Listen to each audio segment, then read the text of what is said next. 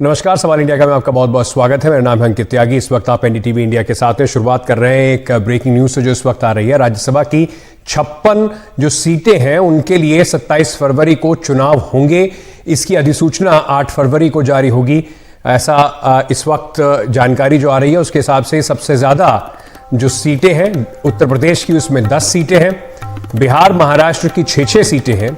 वहीं मध्य प्रदेश पश्चिम बंगाल की 5-5 सीटें, गुजरात और कर्नाटका से 4-4 सीटें रिक्त होने वाली हैं। आंध्र प्रदेश, उड़ीसा, राजस्थान और तेलंगाना से 3 सीटें खाली होंगी। वहीं हरियाणा, हिमाचल प्रदेश, छत्तीसगढ़ और उत्तराखंड से एक एक सीट जो है यहां पर चुनाव जिसमें होने वाले हैं। इस बार कई दिग्गज रिटायर हो रहे हैं।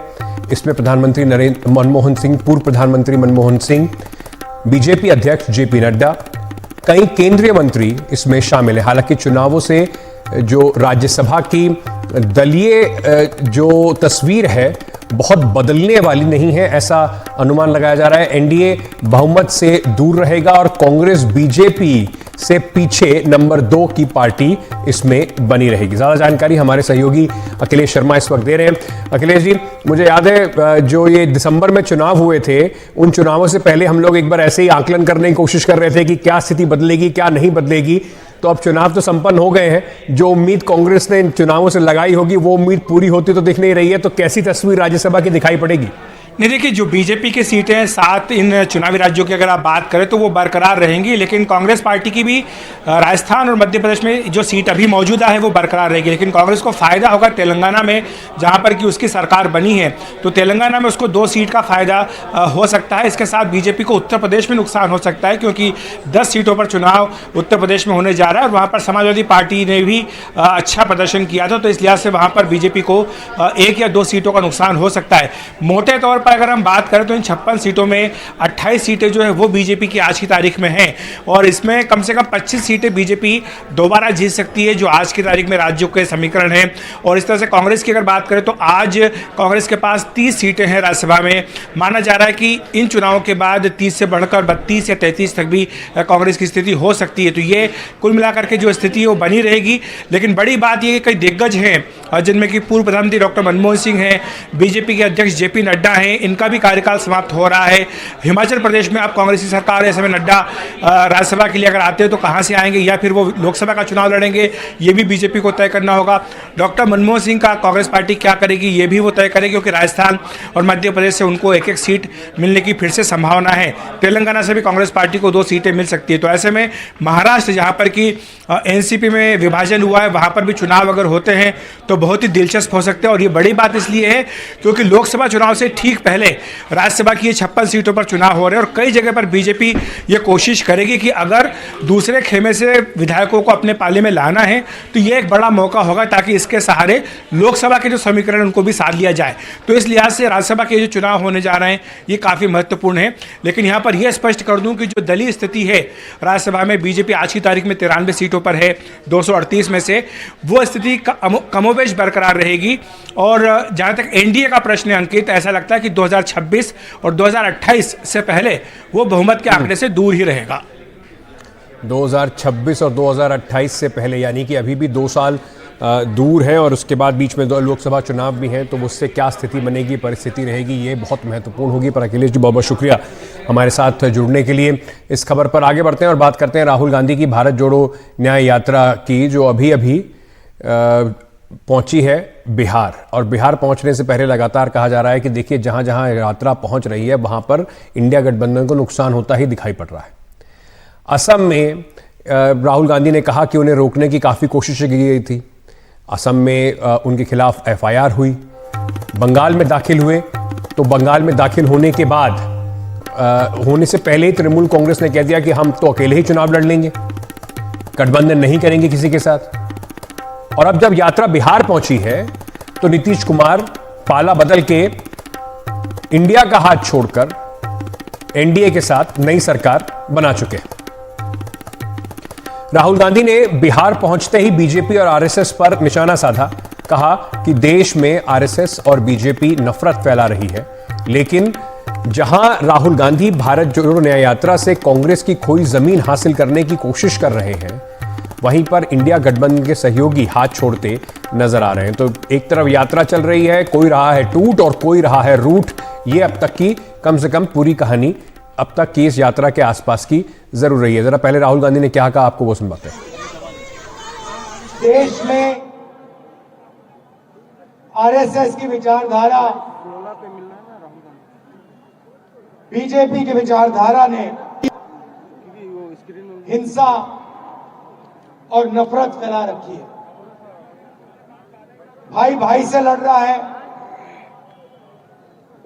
एक धर्म का व्यक्ति दूसरे धर्म के व्यक्ति से लड़ रहा है, भाषाओं के बीच में लड़ाई हो रही है, एक जात दूसरी जात से लड़ रही है। और हम चाहते थे जो ये मोहब्बत का देश है, इसमें फिर से जैसे मैंने कहा नफरत के बाजार में मोहब्बत की दुकान खुलनी चाहिए। यात्रा में दो तीन तरीके के न्याय की हम बात कर रहे हैं, सामाजिक न्याय और आर्थिक न्याय। इनके बिना देश प्रगति नहीं कर सकता है। और यह बात हम बिहार की जनता को बताने आए हैं। और आपके दिल में इसके बारे में जो विचार है, जो सोच है, उसको भी हम यहां समझने आए हैं। तो एक तरफ राहुल गांधी अपनी यात्रा लेकर निकले हैं, लेकिन बार बार सवाल यही उठ रहा है कि इसका फायदा ज्यादा हो रहा है या नुकसान कांग्रेस पार्टी और इंडिया गठबंधन को झेलना पड़ रहा है। रशीद किदवाई साहब हमारे साथ जुड़ रहे हैं, वरिष्ठ पत्रकार हैं। संजय सिंह जी वरिष्ठ पत्रकार हैं, वो भी हमारे साथ इस वक्त जुड़ रहे हैं। आप दोनों का बहुत बहुत स्वागत। रशीद जी, सबसे पहले मैं आपसे शुरू करता हूं और ये समझने की कोशिश करते हैं कि चुटकी ले रही है बीजेपी, कह रही है माफ कीजिएगा, बीजेपी बार बार ये बात कह रही है कि जहां राहुल गांधी पहुंचते हैं फायदे से ज्यादा नुकसान कर रहे हैं। हेमंत बिस्वा शर्मा इसीलिए कह रहे हैं कि जेल में अभी नहीं डालेंगे क्योंकि उनको जरूरत है 2024 के चुनाव में राहुल गांधी की। जी अंकित, देखिए कांग्रेस बड़े मुश्किल समय पे से और मुश्किल विषम परिस्थितियों से जूझ रही है। गठबंधन का काम आसान नहीं होता क्योंकि हर जो घटक दल है उसमें कोई वैचारिक समानता या कोई राजनीतिक एक प्लेटफॉर्म पर वो लोग नहीं है। तो इसलिए वहां पर उम्मीद ये की जा रही थी कि कांग्रेस और बाकी जो विपक्ष का गठबंधन है, जिसको इंडिया अलायंस के नाम से हम जानते हैं, वो अपने बेहतर से बेहतर तदबीर अपनाएंगे, बेहतर से बेहतर काम करेंगे। और यहाँ के ऊपर इस पृष्ठभूमि में यात्रा राहुल गांधी की बड़ी अटपटी और बेतुकी लग रही है। इस समय राहुल गांधी को कांग्रेस जन ये चाहते हैं और बहुत से लोग जो विपक्ष को मजबूत देखना चाहते हैं, उनका कहना ये है कि राहुल गांधी सब काम छोड़ के दिल्ली में आके ये जो गठबंधन का मामला है इसको संभाले, क्योंकि जब तक गठबंधन नहीं होगा तब तक विपक्ष की कोई उम्मीद नहीं होगी। और ये बात राहुल गांधी या उनके रणनीतिकार नहीं समझ पा रहे हैं। उनको लग रहा है कि 24 आएगा चला जाएगा, तो फिर 29 का समय है। आयु के आधार पर कह रहे हैं कि राहुल गांधी फिर भी 60 साल से कम होंगे, लेकिन देश की राजनीति ऐसे नहीं होती है। और इसीलिए राहुल गांधी जो है खुद कांग्रेस के भीतर भी थोड़े अलग थलग दिखाई पड़ रहे हैं। तो कांग्रेस के भीतर भी राहुल गांधी अलग थलग दिखाई पड़ रहे हैं। अगर यही हालात रहेगा संजय जी, तो क्या 2024 से का जो चुनाव था उसमें एक जो आधार थे इंडिया ब्लॉक के नीतीश कुमार, वो राहुल गांधी के बिहार पहुंचने से पहले अब एनडीए के पाले में है, तो क्या इसको इंडिया गठबंधन के लिए, जिसको अंग्रेजी में कहते हैं कि कर्टन डाउन हो गए, मान लिया जाए कि इंडिया गठबंधन की उल्टी गिनती अब शुरू क्या बिल्कुल डूम्सडे पे पहुंच गई है? आप सही कह रहे हैं, वहीं पहुंच गई है। आप देखिए, पिछले बार वाला तो भारत जोड़ो चलिए, उसमें रंग फुहार जो भी आ रहा था वो तो आ रहा था, वो चल रहा था कम से कम। इस बार तो वो शुरू से ही मतलब मणिपुर से जब से शुरू हुआ है वहीं से जीत रहे। और फिर आप जब अपने अलाइज के प्रदेश में पहुंचते हैं तो वेस्ट बंगाल में बधी पिट गई, और बिहार आते आते तो मतलब समर्पण ही हो गया, समापन ही हो गया। अब मुश्किल ये है कि आप जो बात कह रहे हैं ना कि नफरत के बाजार में मोहब्बत की दुकान, तो मोहब्बत की दुकान बिहार में तो लोग देख रहे हैं ना कि आपके सहयोगी किस तरह से इतने साल मतलब जो उनके समर्थक या उनका परिवार फैलाता रहा है। दूसरी चीज है कि आप एक ही चीज, पता नहीं जब से उन्होंने राजनीति शुरू करी है तब से एक ही लाइन कहते हैं कि भाजपा और आरएसएस नफरत की राजनीति करती है और नफरत फैला रही है।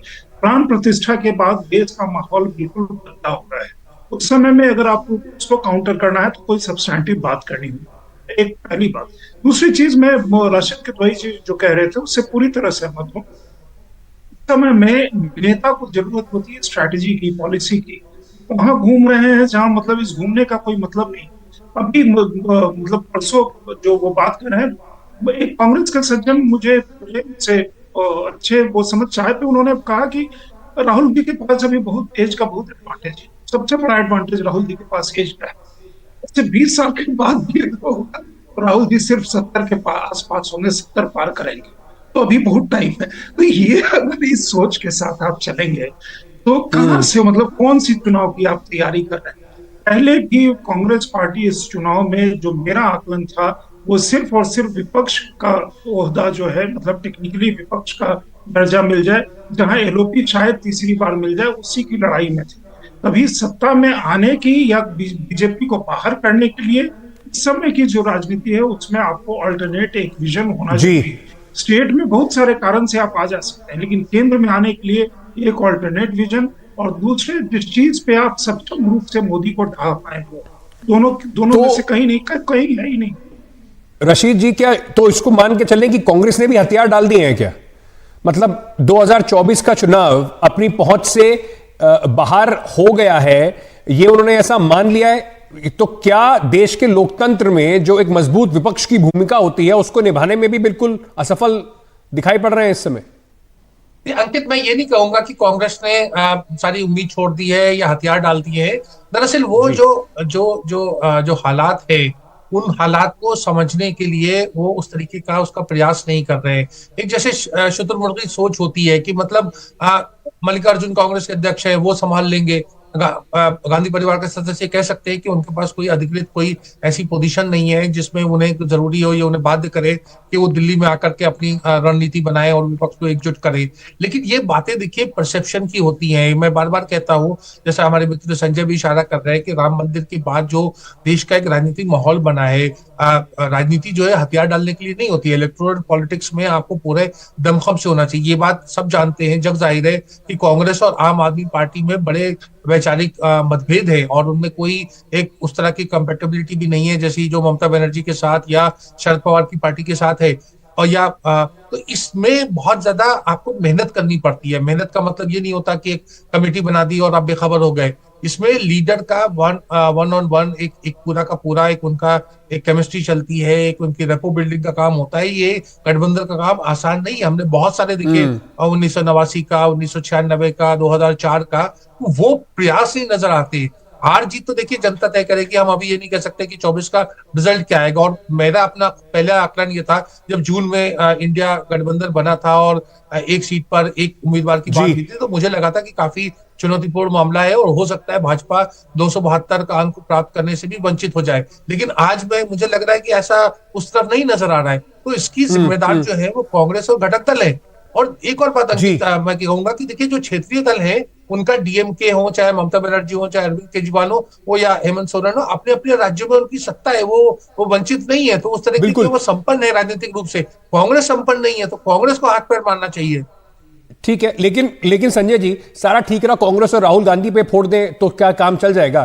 क्षेत्रीय दलों को भी तो अपनी राजनीति और अपना फ्यूचर दिखाई पड़ रहा है। जब उनके तरफ ईडी आती है तो वो कहते हैं देखिए हमारे साथ गलत हो रहा है, और उसके बाद जब कांग्रेस वहां पहुंचती है तो कहती है आप बड़े भाई जैसा व्यवहार कर रहे हैं, हम आपके साथ हर एक सीट पर लड़ाई करेंगे।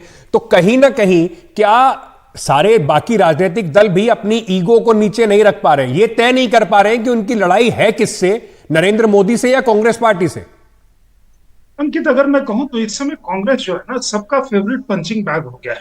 कांग्रेसियों का भी अपने अंदर और बाहर, मतलब बीजेपी का तो है ही, सदैव रहेगा। बीजेपी का स्ट्रेटेजिक रीजन से वो इसलिए कि वो मानते हैं कि कांग्रेस इतनी पुरानी पार्टी है कि उसका हर कार्यकर्ता, हर गांव में 1 या 2 कार्यकर्ता आपको मिल जाएगा, जिंदा या सुसुप्त, मतलब जागृत या सुसुप्त, जिंदा कहना गलत बात है, या कहीं भी। तो आज से 10 साल के बाद, 20 साल के बाद भी कांग्रेस खड़ी हो सकती है। क्षेत्रीय दल की राजनीति दूसरी है। उन्हें लगता है कि वो सारी की सारी जो पार्टियां वो कांग्रेस के कॉस्ट पे ही उभरी हुई पार्टियां। आम आदमी पार्टी तो लॉक स्टॉक बैरल उनका सारा का सारा वोट लेकर के चली गई। ममता बनर्जी कांग्रेस से निकले हुई, शरद पवार कांग्रेस से निकले हुए, जगन मोहन रेड्डी कांग्रेस से निकले हुए, और बाकी जो भी पार्टियां हैं वो सब कांग्रेस से निकली हुई हैं।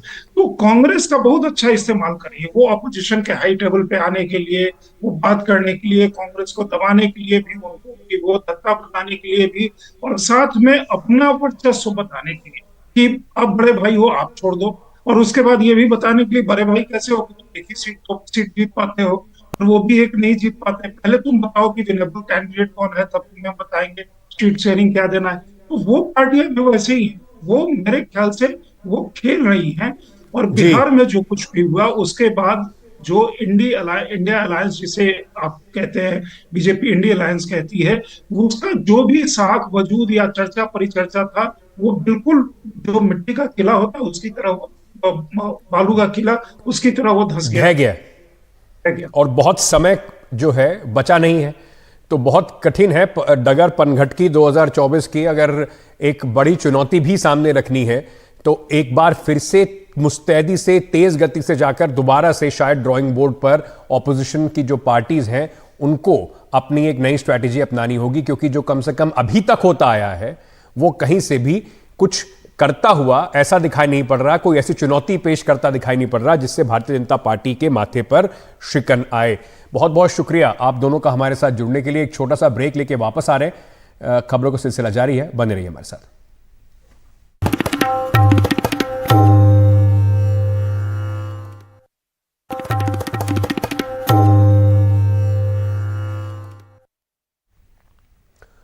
उत्तराखंड में समान नागरिक संहिता के लिए बनाई गई कमेटी 2 फरवरी को मुख्यमंत्री पुष्कर सिंह धामी को अपनी रिपोर्ट सौंपेगी।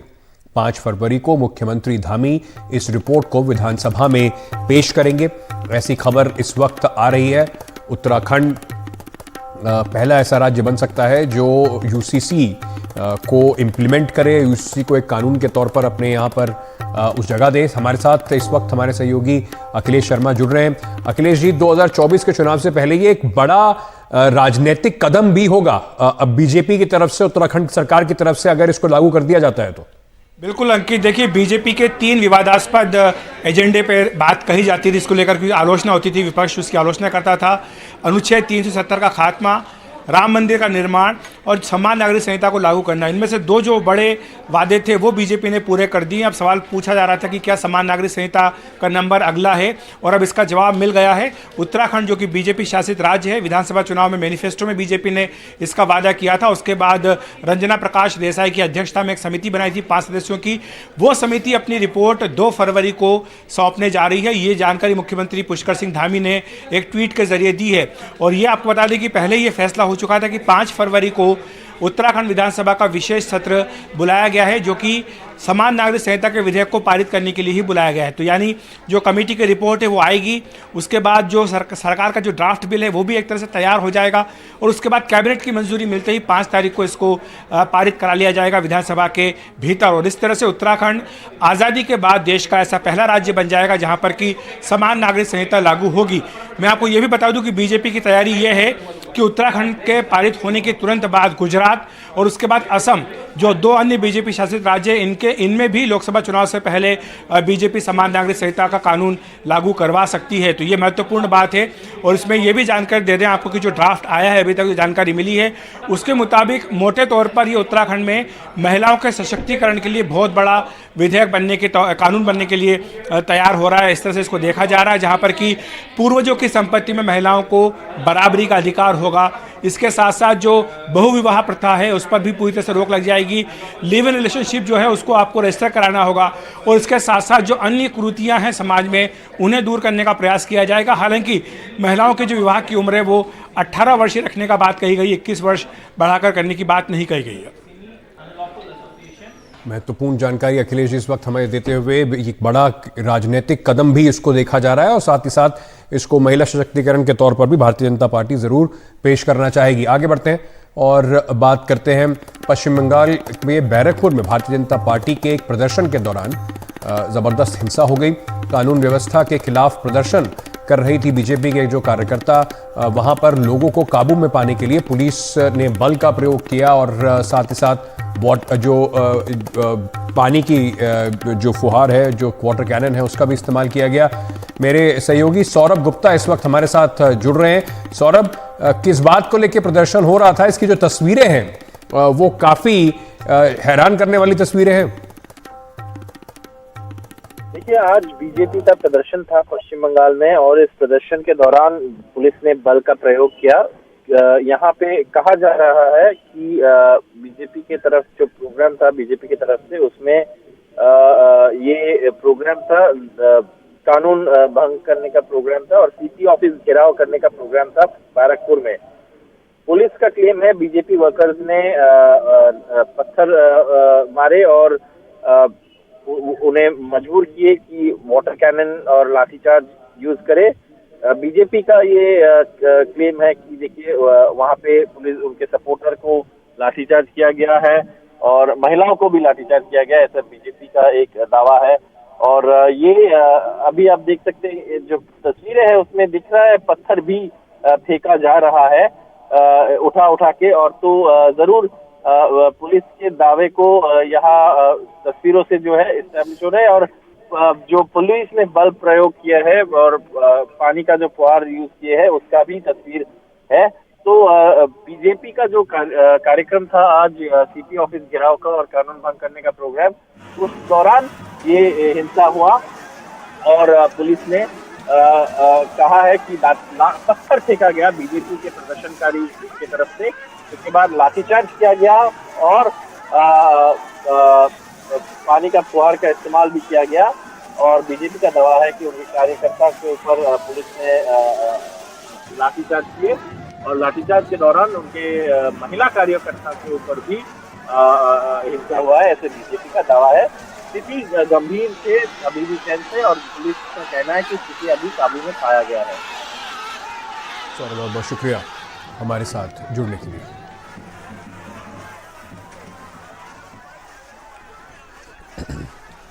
चलिए, इस वक्त आपको एक और खबर की जानकारी देते हैं। 3 मुख्यमंत्री इस वक्त इन्फोर्समेंट डायरेक्टरेट के निशाने पर हैं, जिसमें से 2 पूर्व मुख्यमंत्री हैं और 1 अभी के मुख्यमंत्री हैं। और जाहिर सी बात है कि तीनों फिलहाल ऑपोजिशन का, मतलब एनडीए के साथ नहीं है, ऑपोजिशन का जो इंडिया गठबंधन है उसके साथ जो मुख्यमंत्री हैं, वहीं से उनके ऊपर इन्फोर्समेंट डायरेक्टरेट का शिकंजा है। जमीन की खरीद फरोख्त के भ्रष्टाचार के मामले में हरियाणा के पूर्व मुख्यमंत्री भूपेंद्र सिंह हुड्डा से पूछताछ हो रही है। दूसरी तरफ बिहार के पूर्व मुख्यमंत्री लालू प्रसाद यादव से पटना में पूछताछ चल रही है। जमीन के बदले नौकरी देने का मामले में उनसे सवाल जवाब किया जा रहा है। और झारखंड के मौजूदा मुख्यमंत्री हेमंत सोरेन 31 जनवरी को इन्फोर्समेंट डायरेक्टरेट के सामने पेश हो सकते हैं। ऐसा सूत्र बता रहे हैं कि दिल्ली स्थित उनके आवास पर इन्फोर्समेंट डायरेक्टरेट के छापे के बीच ये बड़ी खबर आ रही है। तो अब जांच एजेंसियों के रडार पर एक मुख्यमंत्री और 2 पूर्व मुख्यमंत्री हैं। इन्फोर्समेंट डायरेक्टरेट ने भूपेंद्र हुड्डा से आज पूछताछ चल रही है। मानेसर लैंड डील के इस मामले में भूपेंद्र हुड्डा से पूछताछ चल रही है। इस मामले पर ज्यादा बात करने के लिए हमारे साथ हमारे सहयोगी मोहम्मद गजाली इस वक्त जुड़ रहे हैं। गजाली, पूर्व मुख्यमंत्री भूपेंद्र हुड्डा चुनाव से पहले क्या कहते नजर आ रहे हैं और ये जो केस है कितना पुराना केस है, थोड़ी जानकारी हमारे दर्शकों को दे दीजिए। ये देखिए, ये मामला जो है साल 2004 से साल 2007 के बीच का है, जब गुरुग्राम में मनेसर के बीच कुछ जमीन की खरीद फरोख्त हुई थी।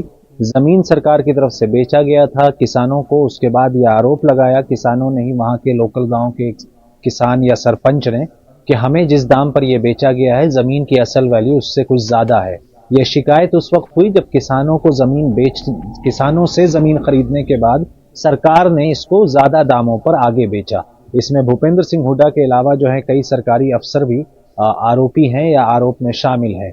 अब ईडी की यह कार्रवाई काफी दिनों से चल रही है। इसी मामले में पहले हरियाणा पुलिस की एक एफआईआर होती है। इसी मामले में जो है मनी लॉन्ड्रिंग के चार्जेस पर ईडी जांच में शामिल होती है, अपनी जांच शुरू करती है और सीबीआई भी इसी मामले में जांच कर रही है। इसके अलावा भूपेंद्र सिंह हुड्डा पे और भी आरोप हैं, जमीन से ही जुड़े हुए, जिनको घोटाला कह सकते हैं, या उसके खरीद फरोख्त के और भी मामले गुड़गांव जिले से ही हैं जिनकी जांच ईडी कर रही है। इन सबका अगर आप देखें कि चुनाव अगले कुछ महीनों में ही लोकसभा चुनाव है, उससे पहले हरियाणा में जितनी तरह की कमेटी बनी है लोकसभा चुनाव को लेकर, उसमें कहीं ना कहीं भूपेंद्र हुड्डा या उनके जो सहयोगी वफादार लोग हैं उनको कमेटी में रखा गया है।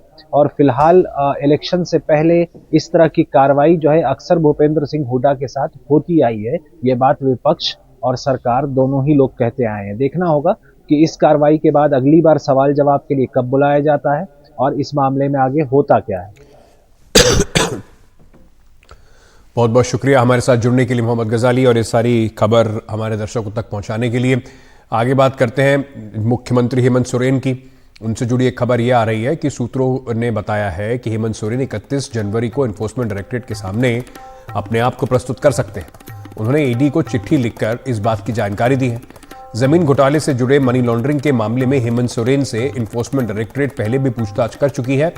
ये पूछताछ रांची में मुख्यमंत्री के आवास पर हुई थी। इसके बाद एनफोर्समेंट डायरेक्टरेट ने 29 से 31 जनवरी के बीच में हेमंत सोरेन से पूछताछ के लिए ईडी के दफ्तर आने को कहा था।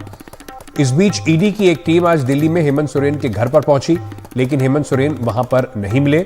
दिल्ली के शांति निकेतन में हेमंत सोरेन का घर है। हेमंत सोरेन के ड्राइवर को भी पूछताछ के लिए एनफोर्समेंट डायरेक्टरेट की टीम ले आई। ईडी के मुताबिक आज की जो रेड्स हैं वो जमीन घोटाले में फ्रेश इनपुट्स को लेकर हो रही हैं। इन फ्रेश इनपुट्स पर एनफोर्समेंट डायरेक्टरेट को मुख्यमंत्री का स्टेटमेंट लेना है।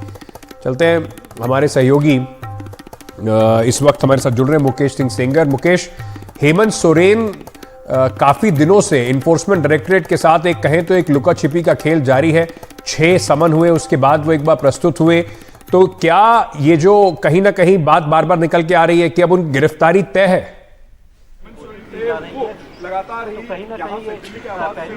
देखिए, गिरफ्तारी डिपेंड करता है कि ईडी करेगी या नहीं करेगी, लेकिन ये बात सही है कि ईडी उनकी तलाश कर रही है, क्योंकि ईडी की टीम सुबह करीब 7:30 बजे ये जो शांति निकेतन में उनका घर है यहाँ पर पहुंची थी, लेकिन वो यहाँ पर नहीं मिले। इसके बाद उनको तलाशते हुए ईडी की टीम झारखंड भवन गई, वहाँ पर भी वो नहीं मिले। इसके बाद मोती बाग में जो उनके पिता का मकान है वहाँ पर भी ईडी की टीम गई, वहाँ पर भी नहीं मिले। इसके बाद ईडी ने उनके ड्राइवर को डिटेन किया, उनसे पूछताछ चल रही है।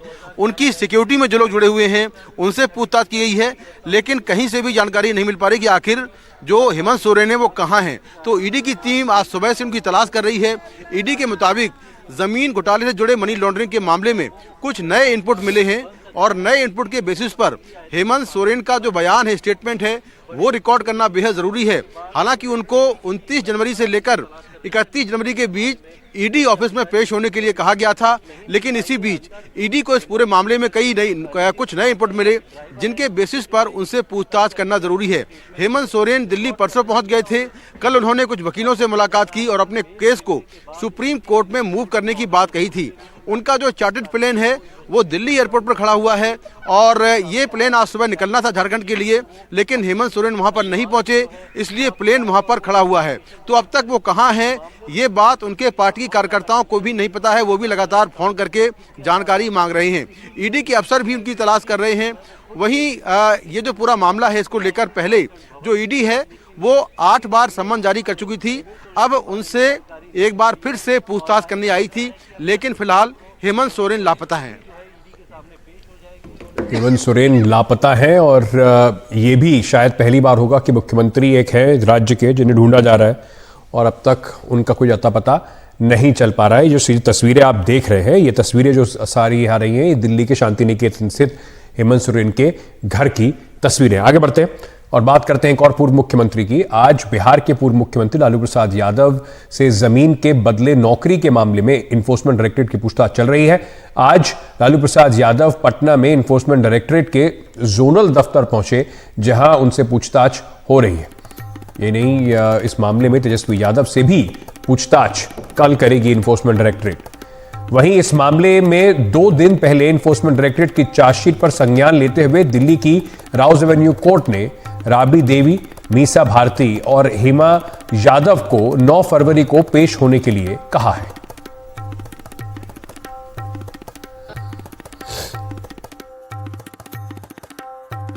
आप जिस तरह से देख रहे हैं कि कल सरकार गई है और आज उनको बुलाया गया है पूछताछ के लिए, और पूरे देश के लोग और स्पेशली बिहार के लोग सब लोग जानते हैं कि लालू जी की तबीयत ठीक नहीं है, किडनी ट्रांसप्लांट हुआ है, बहुत सारी बीमारियों से ग्रसित हैं, और सबसे बड़ा तो एज फैक्टर है, उनको उठने बैठने में भी प्रॉब्लम होती है, किसी की हेल्प की जरूरत होती है। आप सब लोग देख रहे हैं कि किस तरह से कल घटनाक्रम रहा और आज से ये एजेंसियों का स्टार्ट हो गया है, तो इस पर कोई कमेंट नहीं करूंगी।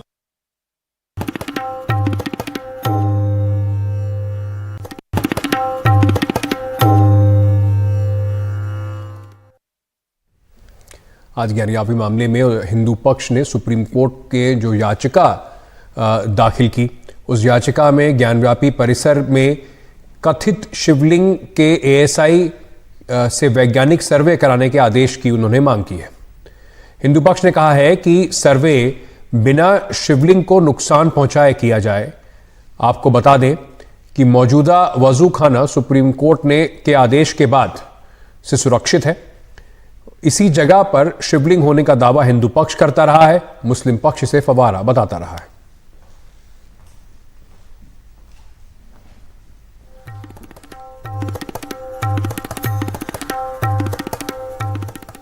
प्रधानमंत्री नरेंद्र मोदी ने दिल्ली में प्रगति मैदान में 7वीं बार परीक्षा पे चर्चा कार्यक्रम का संबोधित किया। इस इवेंट में 3000 विद्यार्थी शामिल हुए। देश के 28 राज्यों और 8 केंद्र शासित प्रदेशों से 2 विद्यार्थी और 1 टीचर ऑनलाइन भी इस पूरे कार्यक्रम में जुड़े।